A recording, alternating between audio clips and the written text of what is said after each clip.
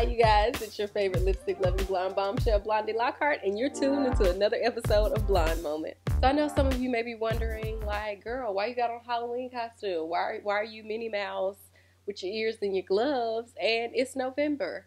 I know what today's date is. However, I spent too much on these ears, gloves. It came with a tail too, but I decided not to put that on. But I spent too much on it for me to only wear it one time. So y'all gonna see this now, and you might see it again before Halloween next year, okay? I am frugal, okay? Well, can I say that I'm frugal since I spent too much money on this in the first place? I just know I'm going to get more than one use out of it, okay? So this week I went with NYX's Soft Matte Lip Cream in the color Prague. It's a matte berry, but I wanted to add a little red to the color since I have these little bows on my hand and the little bow in my ears. So before I applied the lip cream, I lined my lips with NYX's retractable lip liner in Ruby. Now my must-have item for the week was my lifesaver during Halloween. It's the Maybelline Master Kajal Cream Kohl Eyeliner, and the color I have is Onyx Rush. If you guys head to my website, blondieslipstick.com, you can see how on Friday I was Minnie Mouse, and then also on Saturday, actual Halloween day, I was a Sugar Skull, but I used all makeup. I didn't use any of the what do you call it? Like the white clown makeup and stuff. I didn't use any of that. I just decided to go with what I had at home. And I had recently purchased this and this made my face. So I love this pencil. I usually don't even use pencil eyeliners. I'm a big fan of liquid liners, but this has changed my mind and it made my Halloween. Okay, so the first blonde moment topic I want to talk about is hashtag Zola story.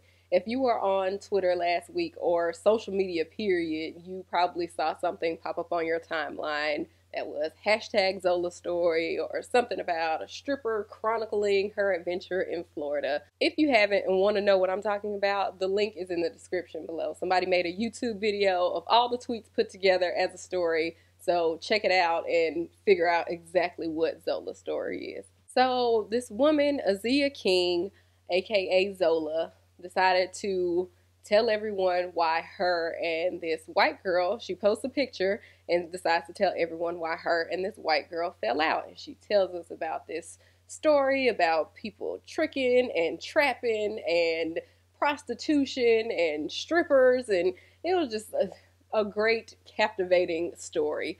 It was over 100 so tweets. I mean, Twitter only gives you 140 characters, so it wasn't going to be a full, story all in one post, but it captivated so many people. She had some well-known celebs looking at her. Keke Palmer tweeted out that she was going to play the main character. Ava DuVernay tweeted her as well, saying that she was interested in the story. Jack K even tweeted a meme of herself like, yes, I'm into this, okay?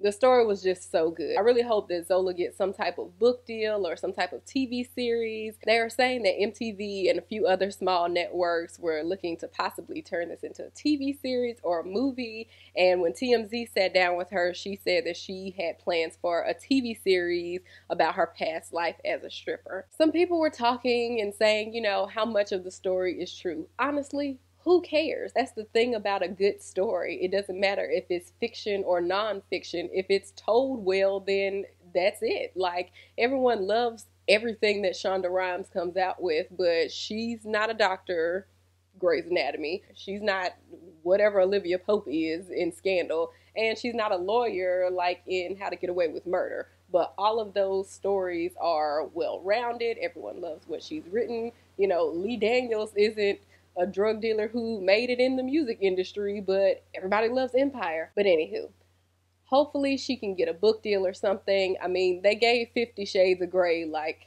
how many books and a movie, and that book is so basic. I couldn't even get through the first one. I was just so disappointed with all the grammatical errors and the lack of descriptive language. Like, this is very basic, like, sex noveling. Like, I grew up with Zane and Eric Jerome Dickey and, those type of black romantic novels. So that's what I was expecting, something like that or maybe more. And then the fact that they made a movie out of it, like, If Zola could captivate all these people in tweets, just imagine what she could do with a book. And then on top of that, what she could do with a film. I'm very interested to see how much talent this young woman has. I'm so glad that she decided to step outside of the box and take us on this whirlwind story. Again, if you haven't read it, the link will be in the description below.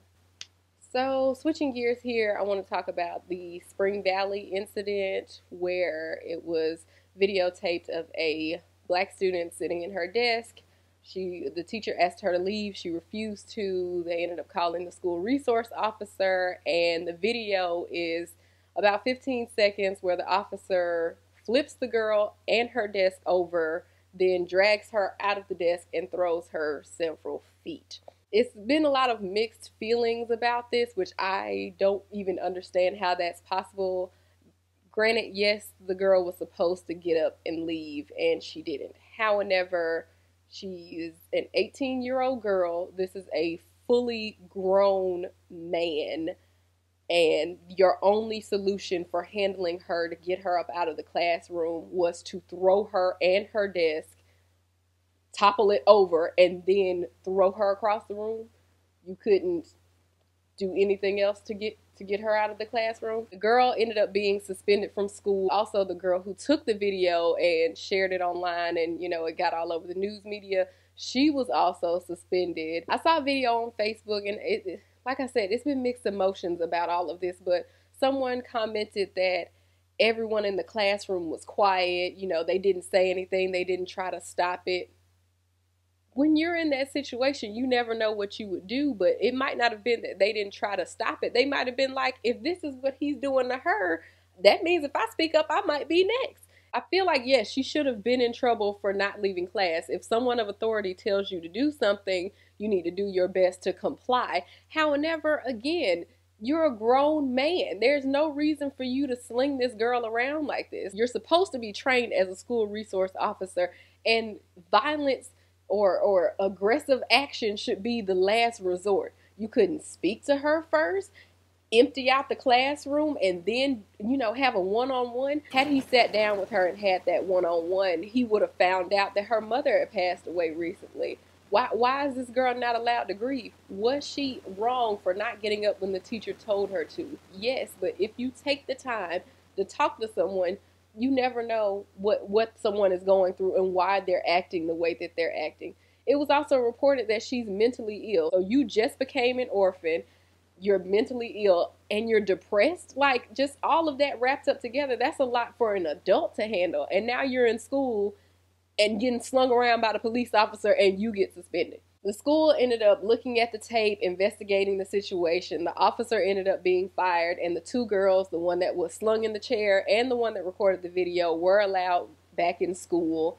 I'm not sure if any charges are going to be brought up on the police officer at this time, but it's just a sad situation. And I recently reposted a video on my Facebook page where this one student is out of hand, just threatening this substitute teacher, screaming at her, raising the desk up, saying, next time don't talk to me, or so. I don't even know what this boy was saying, but he lost his mind. That is not the same situation here. And people were commenting on the video that I posted that, oh, well, if an officer comes in there and body slams the boy who was threatening the teacher, if someone comes in and body slams him, then he's wrong and he's going to get fired.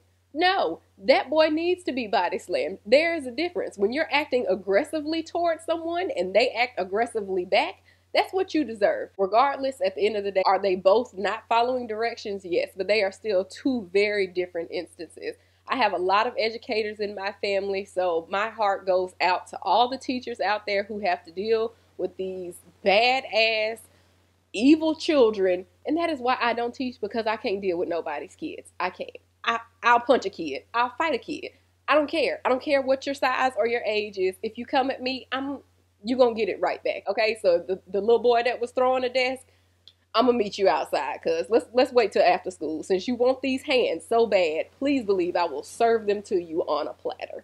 Okay? And my mom was a teacher, so me just thinking about if a student had came at my mother like that just makes my blood boil.